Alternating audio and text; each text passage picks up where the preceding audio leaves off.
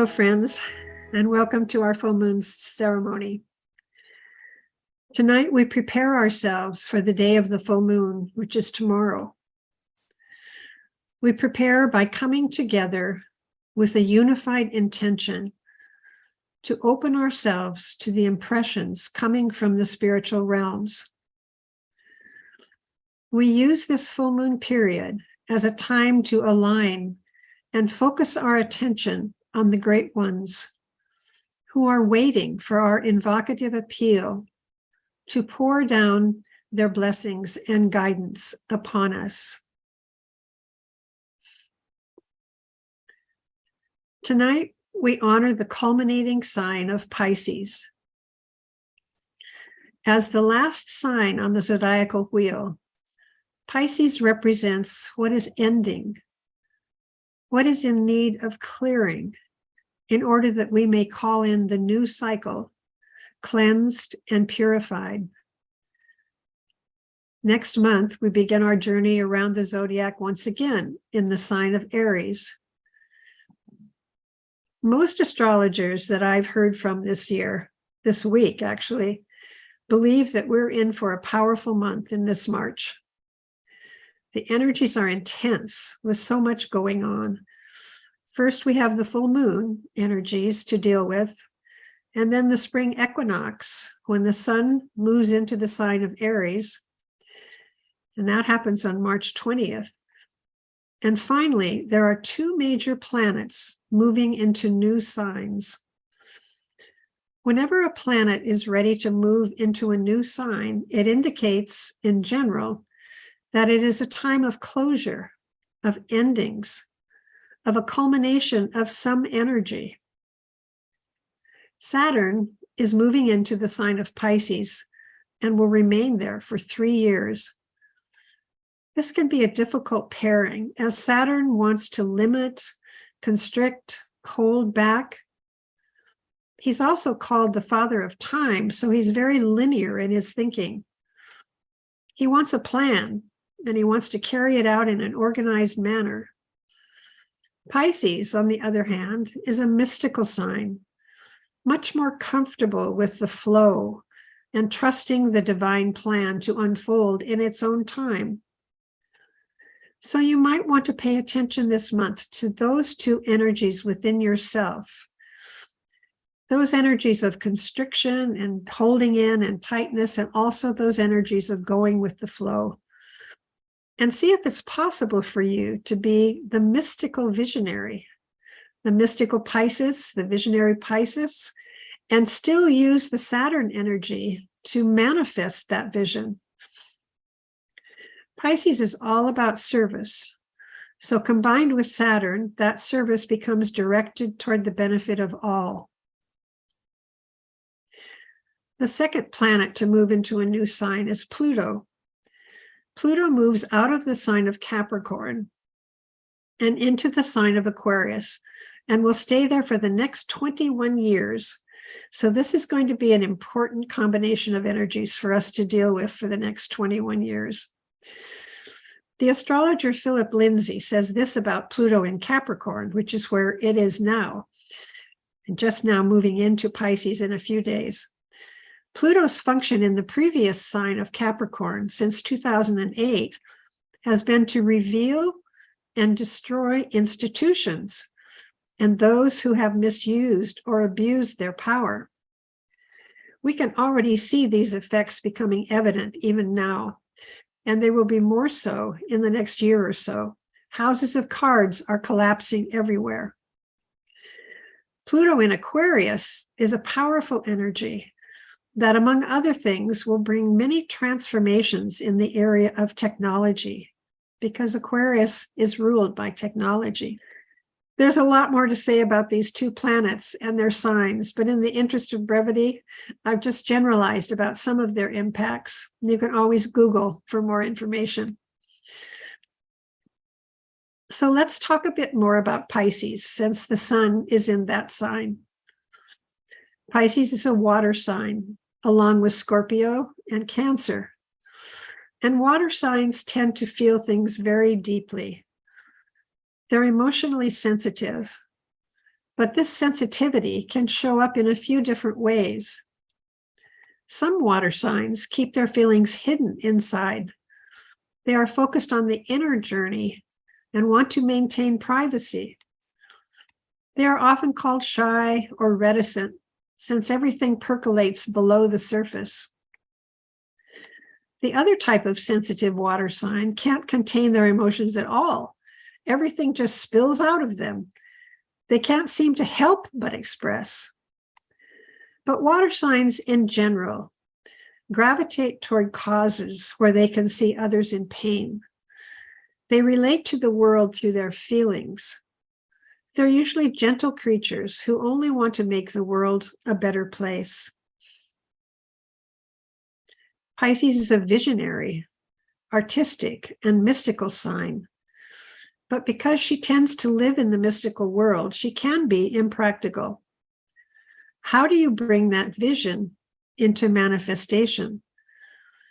Pisces usually find it easier to dream of the utopian society than to do the hard work of bringing it about. Remember, these are all very generalizations of each sign. There's no time to go into all the details. And of course, it will be different in everyone's chart, how that energy plays out. Another challenge for the Piscean is that their energy is usually not very robust. So it's easy for them to feel overwhelmed and drained by other people's energy. They experience their own feelings in addition to absorbing the feelings of those around them. And it can be difficult for them to discern where their own feelings end and the feelings of others begin.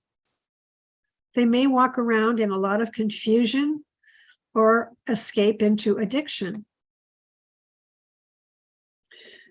The person with Pisces prominent in their chart, meaning either in the sun, moon, or rising sign, can walk into a group and always feel the undercurrents.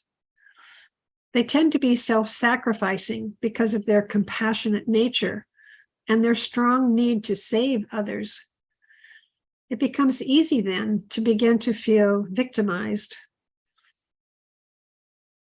Because of their empathetic nature, they can be disturbed by violent movies, TV news, anything jarring. It's hard for them to not be affected, but they are powerful dreamers at nighttime, and they're great at visualizing. We always need to look at the opposite sign to see where the balance must take place. And the opposite sign to Pisces is Virgo. This polarity is about balancing the human earth sign of Virgo with the spiritual water sign of Pisces. It's practicality, which is Virgo, versus idealism, which is Pisces. Virgo tends to analyze, to fret, to nitpick, and Pisces is all about surrendering, accepting, and imagining. Virgo is about responsible action, while Pisces is about surrendering to the higher flow. Pisces needs to bring in Virgo's ability to discern when struggling with whose feelings are whose, or when she is feeling overwhelmed. What is the truth here? She might ask herself. A balanced Pisces-Virgo energy would demonstrate as discernment without judgment. So even though Pisces is mystical and amorphous and watery, he needs to learn how to be discerning, to notice differences, but not to judge them. Pisces is also about service without obligation and the love of all creation, including one's self. The esoteric ruler of Pisces is Pluto. And Pluto is known as the Lord of Death because it destroys everything in the way of the soul's free expression. It's a destroyer and a liberator because it liberates the soul from the limitations of the personality. And when we say it's the Lord of Death, we're talking mainly about the death of old ideas or emotional reactiveness. Pluto rules the solar plexus, which is the seat of our emotional body. My dear friend Heidi Robbins has just released her latest book called Everyday Radiance. She goes through each astrological month and gives a brief description of each sign, and then gives you prompts to help you creatively experience the energies of that month. Here is one of the things that she says about Pisces. Quote, "Here are the reasons it's great to have a Pisces friend. Number one, they deeply feel and understand you. They know when you need encouragement and compassion. Number two, they're willing to listen and then listen more. Number three, they care about the state of humanity. They feel the pain and need and unapologetically offer their love. They stand for and offer love. Number five, they love their solitude and teach us about the necessity of solo time. Number six, they are sometimes poets or musicians or photographers offering their vast imagination through artistry. Number seven, they are dreamers and offer hope through their dreaming. Number eight, they teach us all about dreaming into vastness and spaciousness and feeling connected to something greater than ourselves. Number nine, they will love you and love you and love you some more," end quote. So I think that's a pretty wonderful description of the Piscean energy. And of course, I always have to include a poem. So here's a poem by Samantha Reynolds, which talks about the loving nature of Pisces. It's called Love is Not Fragile. Who taught you to be sparing with your love? As though your heart was a bank, as though love could dry up. Nonsense. It's as if the ocean complained that it was too wet. Love is not fragile. It's as common as breath. It's play money. It's a race to give more, to go first, to say it with impunity. You think you will ache with vulnerability, but the strangest thing will happen. You will nearly drown with peace. I mentioned before, Pisces, as the last sign of the zodiac, means it's the end of a yearly cycle, a finality, a death of sorts. It's time to clear the decks, release everything that binds, that has outlived its usefulness. Letting go, then letting go some more. There's a poem by Jan Richardson that talks about the blessing that we receive when we let go of our perceived limitations. She says it may feel like you're being skinned alive, this peeling back process, that you may be holding on for dear life because you've used this stance to keep you upright and intact for so long.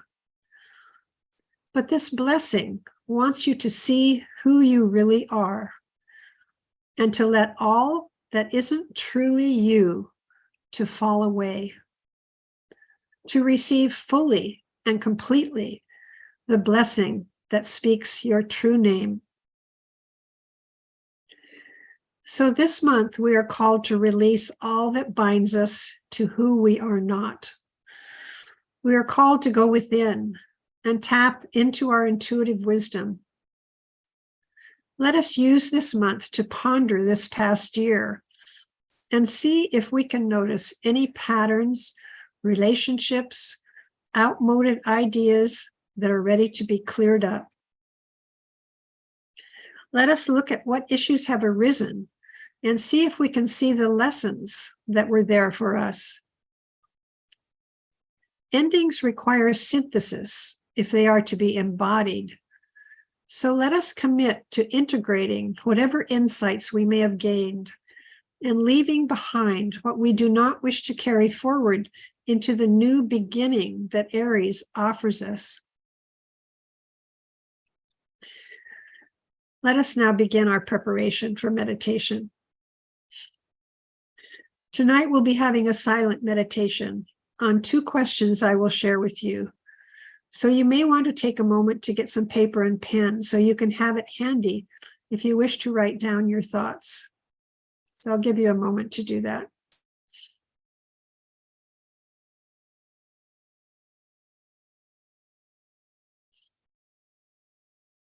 All right.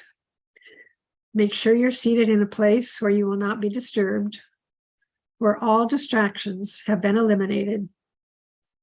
Cell phones off, phones unplugged.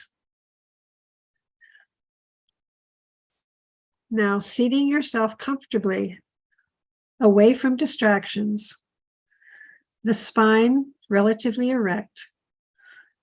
Let us begin by breathing naturally.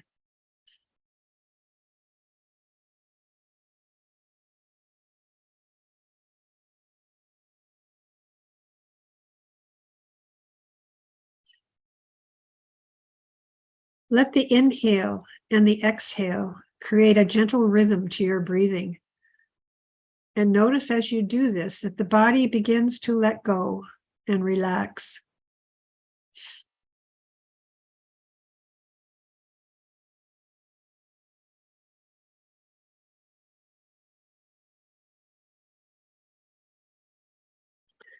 Imagine now the color indigo and see it fill the room in which you sit. This is the color for Pisces. Begin to breathe that color into your heart and feel your heart open in receptivity to these Piscean energies.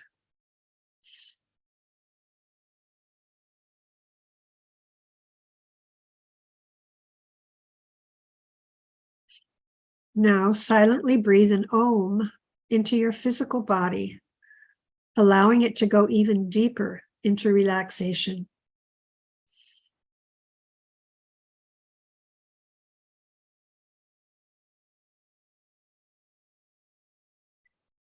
Then breathe a silent Om into your emotional body and feel the steadiness that occurs as the emotional body aligns with that Om.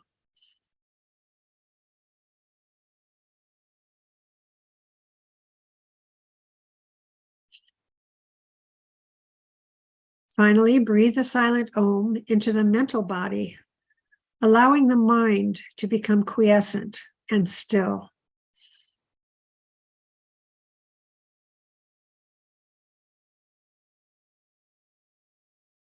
Feel the alignment that takes place when the body, the mind, and the emotions are all filled with the peace of the sacred Om.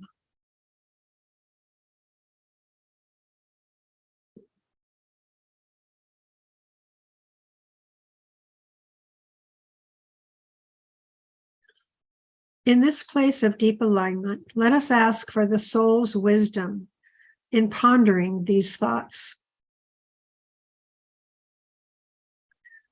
What is it you are willing to release? Can you give it a name? And what is no longer yours to carry? We will sit in silence for 10 minutes.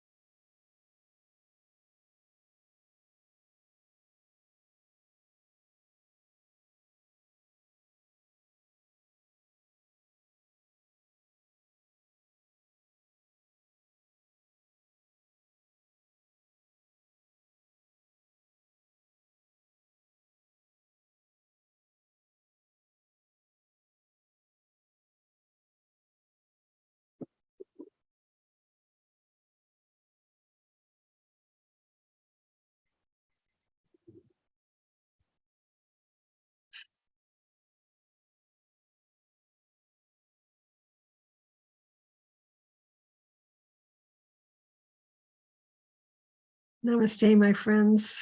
Go forth with an open heart and be the love that you are.